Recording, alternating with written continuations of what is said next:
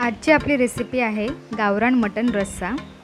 त्यासाठी मी इथे कुकर गरम केलेला आहे आणि कुकरमध्ये 3 ते 4 मोठे चमचे आपल्याला तेल घालायचं आहे।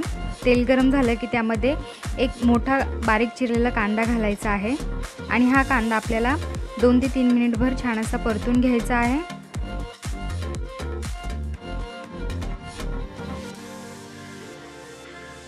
कांदा परतून झाला की त्यामध्ये आपल्याला पाव चमचा हळद घालायची आहे। त्यानंतर त्यामध्ये आपल्याला बारीक चिरून घेतलेली कोथिंबीर घालायची आहे। त्यानंतर अर्धा चमचा किचन किंग मसाला टाकून तो परतायचा आहे। किचन किंग मसाला नसेल तर तुम्ही गरम मसाला किंवा मटन मसाला वापरलात तरी चालेल।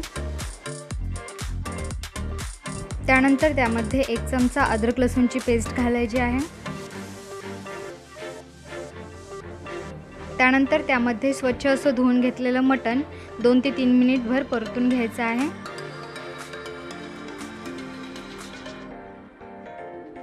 त्यानंतर चवीनुसार मीठ घालून मटण छान असं परतून घ्यायचं।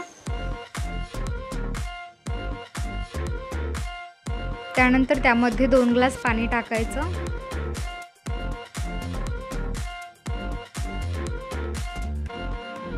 आणि कुकरचं झाकण बंद करून मीडियम गॅसवर त्याच्या 6 ते 7 शिट्ट्या करून घ्यायच्या। त्यानंतर मसाला बनवण्यासाठी तवा गरम करत ठेवलेला आहे आणि त्यामध्ये मी 1 चमचाभर तीळ भाजून घेणार आहे। तीळ आपल्याला लालसर होईपर्यंत भाजून घ्यायचे आहेत।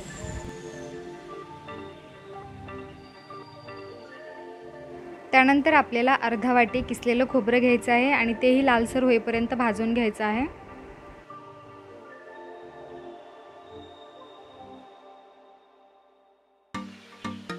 खोबरं भाजून झालं की त्यानंतर आपल्याला 1 मोठा चमचा बेसन पीठही भाजून घ्यायचं आहे।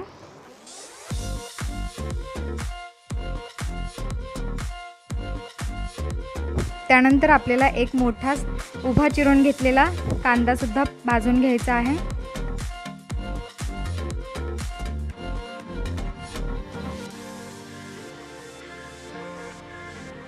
त्यानंतर आपल्याला हे सर्व भाजलेलं साहित्य आणि त्यामध्ये थोडीशी कोथिंबीर घालून या सगळ्यांची छान अशी बारीक पेस्ट करून घ्यायची आहे।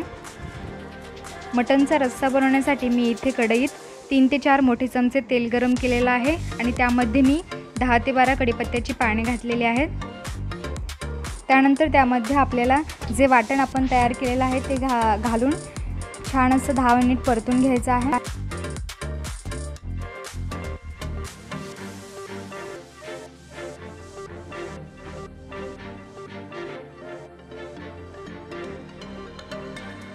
वाटण छान असं परतून झालं की त्यामध्ये आपल्याला 2 मोठे चमचे घरगुती मसाला घालायचा आहे।